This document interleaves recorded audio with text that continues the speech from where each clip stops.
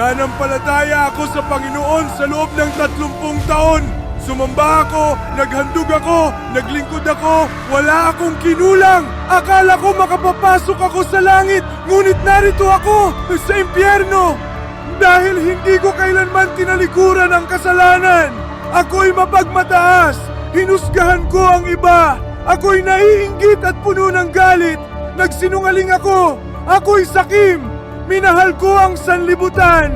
Mukha akong makadiyos sa panlabas, ngunit ang aking puso ay malayo sa Diyos. Walang liwanag dito, walang pag-asa, tanging walang hanggang sakit, walang hanggang pagsisisi. Pakiusap, sabihin ninyo sa lahat. Ang paniniwala sa Panginoon sa loob ng maraming taon ay hindi kayang magligtas ng tao kahit ang paglilingkod ay hindi rin sapat upang iligtas ang tao. Tanging ang pagtalikod sa kasalanan at ang pagsunod sa Diyos. Ikaw ay buhay pa, may pagkakataon ka pa. Ako, wala na.